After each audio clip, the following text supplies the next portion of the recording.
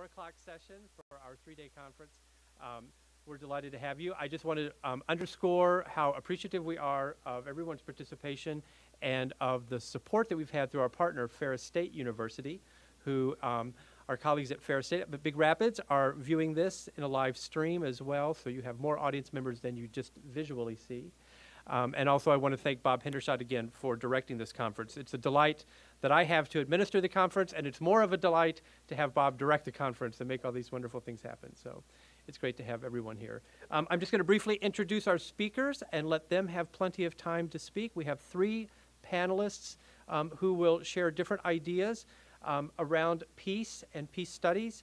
I'll introduce them to you. They each get about 15 minutes. And then you'll have an opportunity to ask questions from them. And so first we have Dr. Jenny Keller, who is from Saskatchewan. She's a clinical psychologist, and she'll be speaking on peace building and counselor education, my discipline. So I'm excited to hear that, a professional conceptualization of the UN Millennium Declaration. And then my former colleague, Rebecca Samuel from Ferris State University. Rebecca is a Fulbright scholar and teaches in languages and literature at Ferris. She'll be speaking about keeping it real in the liberal arts, incorporating discussions of global inequities in a folk literature course. And then we'll also have Barbara Chiaramitaro, also from Ferris State University, and she'll be speaking about developing global competence in our students, the role of academic institutions. And so, Jenny, you're up.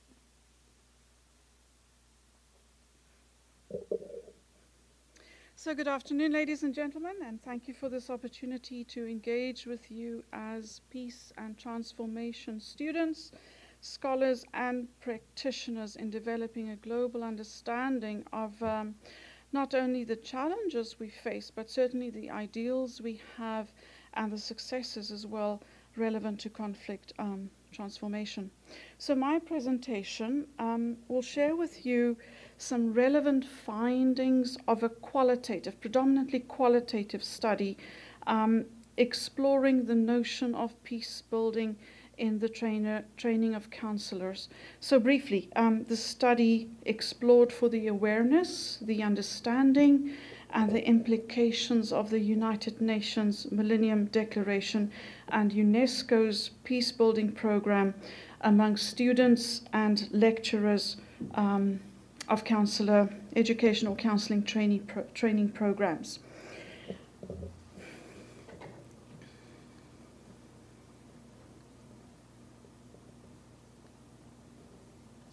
Click on the computer, it works better. Is it? Okay. Click on the computer. Why don't I drive? No. It worked so well previously. That's okay. There we go. I'll drive, you just nod. Thank you. So in 1998, a United Nations resolution declared the first decade of the 21st century as the International Decade for a Culture of Peace and Nonviolence for the Children of the World. Essentially, the overall objective of this declaration and peace-building program was to transform, or at least attempt to transform, the pernicious inheritances of the 20th century. And to give you an example of some of these inheritances, we had about 20 wars every year. The majority of those wars were ethno-political and genocidal in nature. More than 2 million conscripted child combatants, more than 45 million displaced peoples, and more than a quarter of the world's peoples were relegated to poverty because of these wars, violence, environmental destruction, and the polarization of wealth and resources, not to mention the extensive non-combatant trauma.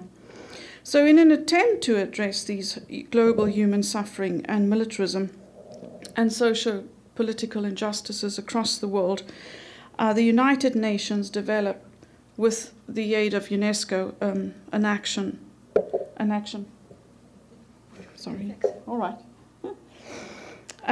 program. Essentially, 8 areas of action were identified. The first area dealing with fostering a culture of peace through education.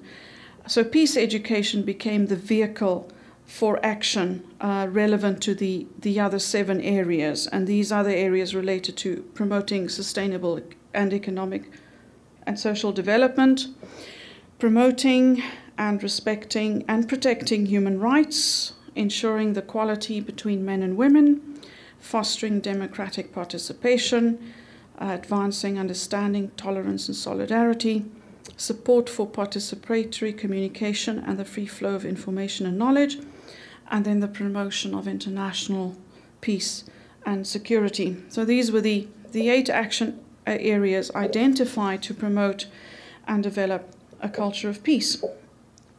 So given this UN resolution and the identification of a decade, the first decade of the 21st century, as a period where there would be an initiation of these projects taking place, given that, inevitably, counselors, counseling professionals, counseling psychologists were challenged to apply their competence to not only address the psychosocial trauma of all forms of violence, but to also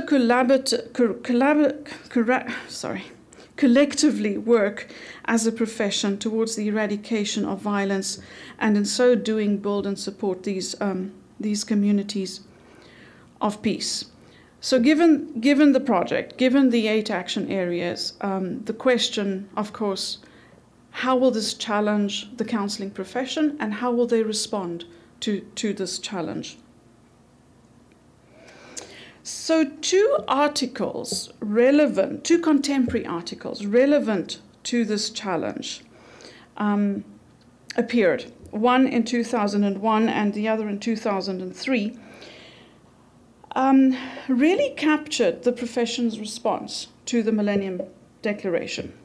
In 2001, a special issue of the Peace Psychology Journal captured several articles that related to the outcomes of international symposia on the contributions of psychology to peace.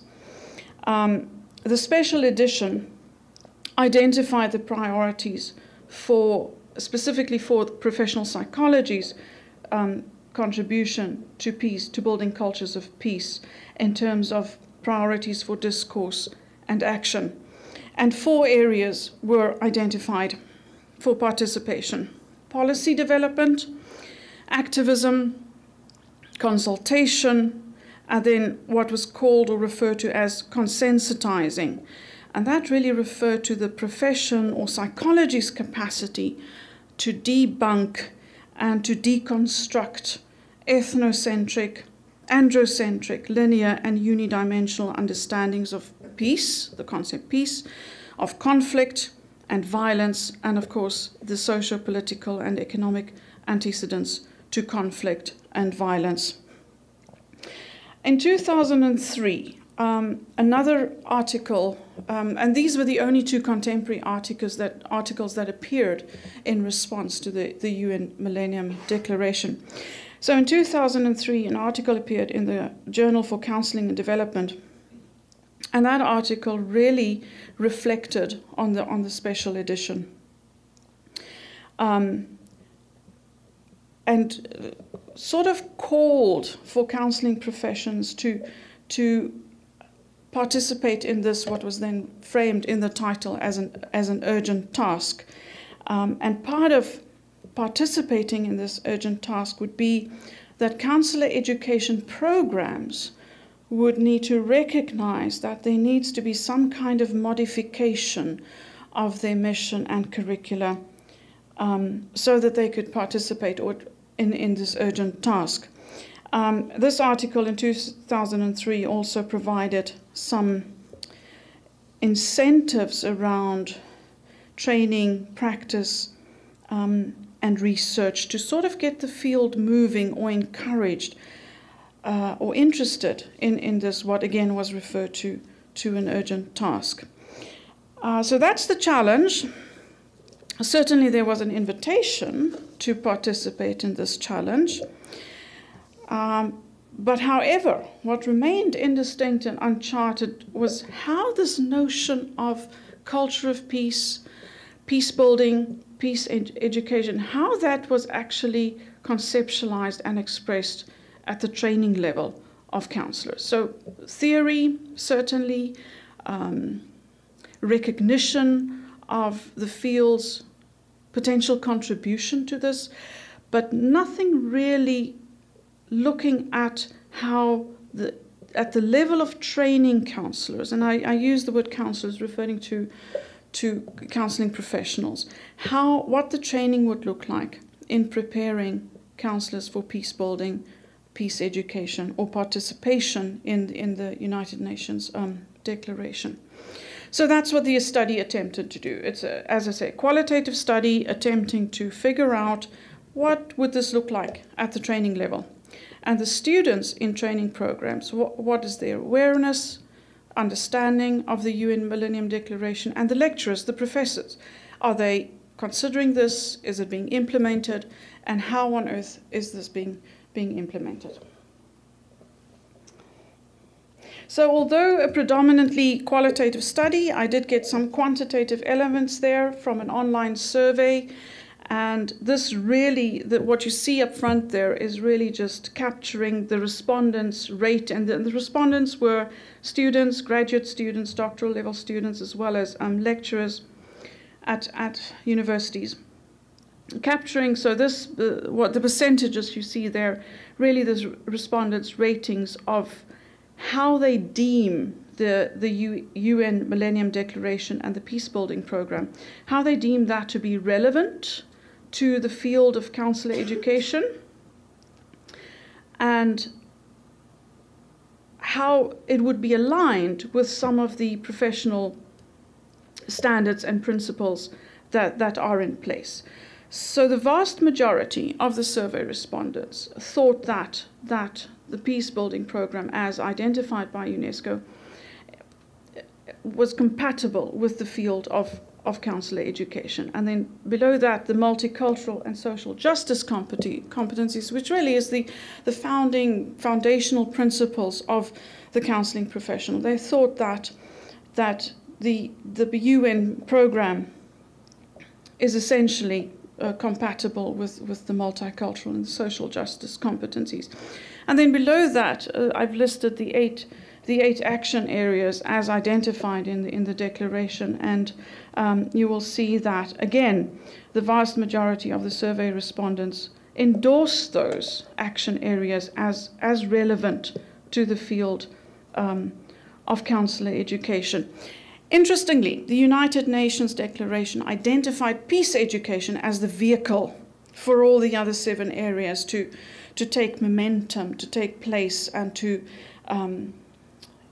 bring about change and transition from a culture of conflict to a culture of peace, primarily through peace education. And interestingly, the survey respondents rated that fairly low as being significant, comparatively to the other ratings, as being significant to the field of counselor education. And I wondered by that, and I don't have an answer as to why that was lower, given the nature of the study, which of course was predominantly qualitative. So, thank you. So with a qualitative study, you end up with a whole lot of information that has to be read and reread and read again until you can, through your process of inductive analysis, get to an understanding in terms of themes, categories, and meaning clusters. And what emerged from this qualitative study was a sort of a triadic understanding of peace building in counselor education. And I'm going to focus on the 2 larger triangles, the one in red and the one in purple, because that's relevant to the theme of the panel.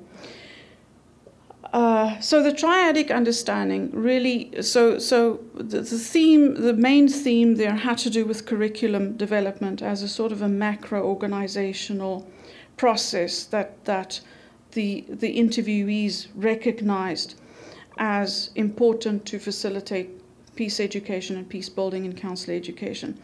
So that was the theme, and then the other one, of course, peace education. Now, when the peace education here is different as the one that got listed by the United Nations as an action area.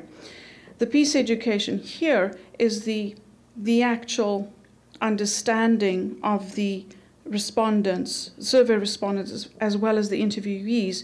And it's sort of a term that evolved, and that term referred to the content training as well as the practical training of counselors in training.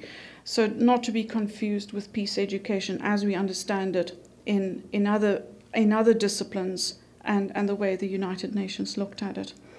So again, this triadic understanding, three dimensions of each theme, three dimensions emerged: a visceral dimension, a experiential dimension, and a formal dimension. And these were really words that came through the research, that emerged through the research. The participants actually used these words, and that helped me to organize the data, the qualitative data in these categories. So the visceral would be the inherent characteristics. The experiential would be people making choices around the kinds of experiences they choose for themselves and the students. And the formal dimension would mean structures provided from the outside, whether it be the university standards or whether it be standards imposed on programming from outside organizations such as maybe KCREP. So I'll quickly just share with you some of the main ideas that came out in those two themes, the one of curriculum development and peace education. And I'll look at curriculum development first as a sort of overarching macro organizational. So in the visceral area, the respondents and the interviewees identified that the ethical, multicultural, and social justice competencies, standards, and principles should be the guiding structure for any kind of peace building or peace education to take place. The interviews also identify that when it comes to the social justice principles and competencies, there needs to be a relanguaging to incorporate the notion of peace building and peace education. Relevant to the experiential dimension, certainly leadership at the organizational level would be important, specifically organizations like ACA, ACES, collaborating directly with the United Nations and with UNESCO. And then at the formal level, the KCREP standards were identified as being either inhibitory or facilitative to incorporate peace education and peace building. So, more interesting, of course, the theme labeled as peace education that emerged. And again, that theme had the three dimensions to it: the visceral, the experiential, and the formal. With regards to the visceral dimension, the respondents and the interviewees stated that both, the values, the attitudes, and the role and identity of counselors could either promote peace building and peace education, but it could also stifle it. And interestingly, the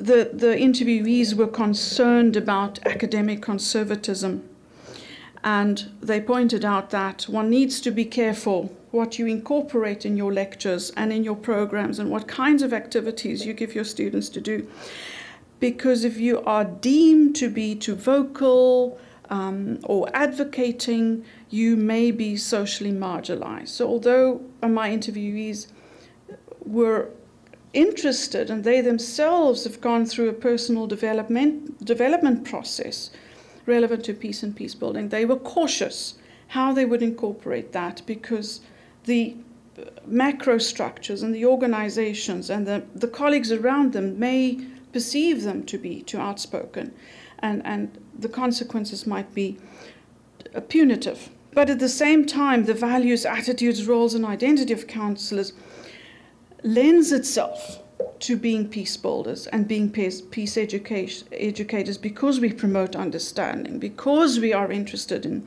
developing human potential, and because our business is really about intervention and prevention.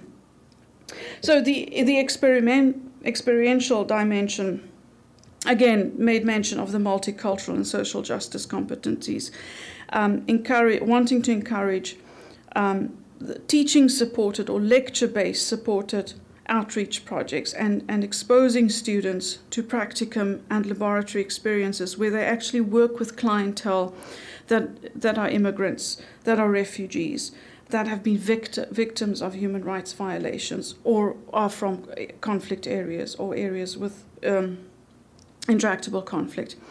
And then the formal dimension of peace education, what that would look like in a counselor education program, how to do with, again, allowing flexibility within the program to choose electives, to choose courses from a multidisciplinary perspective, so that exposure takes place not only within the counselor education track, but certainly in other areas like sociology, political science, and understanding the global perspectives around peace training and peace education. I want to conclude with two quotations. Yes, thank you. The first quotation really captures the sentiment, the main sentiment of the survey respondents, and how they, as individual peace builders, how they express that and how they took their individual identity of being a peace builder into their lecturing or into their classroom. And the second quotation is as relevant today, if not more critical, than the first time it was stated, and that was 23 years ago.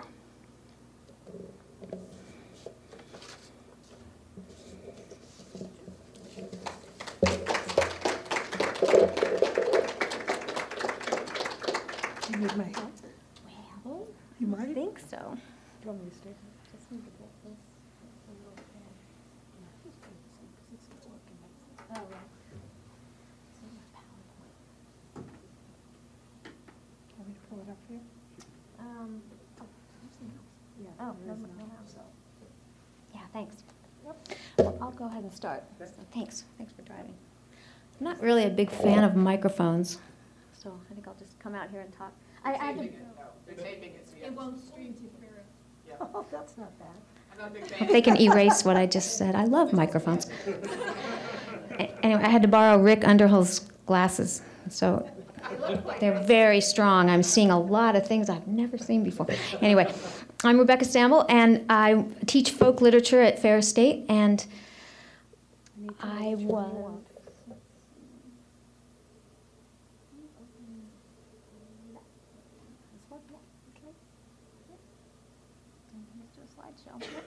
Terrible picture. Okay. See that behind the wizard's curtain. Thank you, Barbara. I think I'm good. I can you just hit the space bar, right?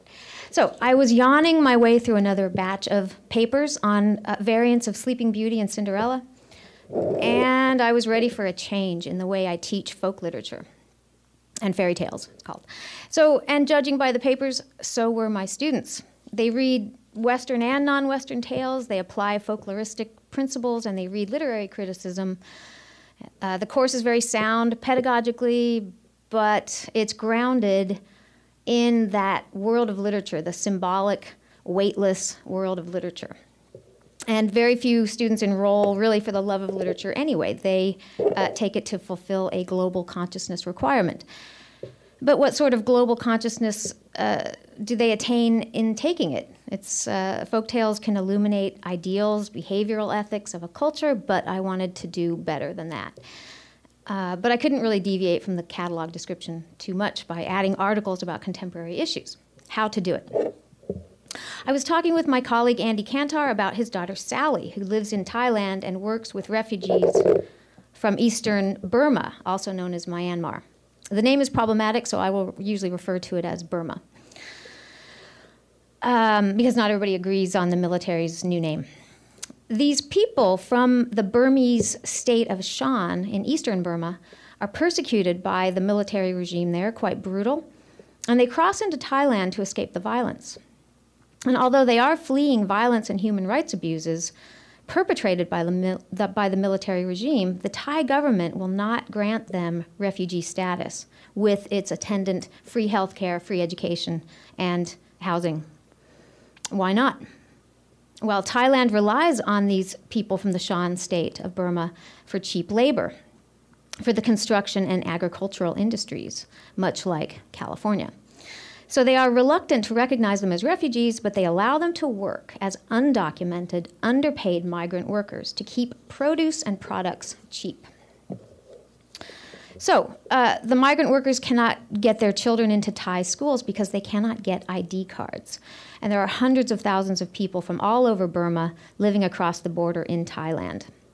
Now this picture here, sorry for the blurriness, is a picture of downtown Rangoon, also known as Yangon, the capital of Burma. And it's the benevolent military looking over the people and taking good care of them with the tanks and the guns. And these pictures are everywhere in Burma. So as a result, the Shan people and other ethnic minorities from Burma do not have access to UN health programs and education, and they have to rely on community-based organizations for their needs, basic needs. So they remain poor and most detrimentally uneducated.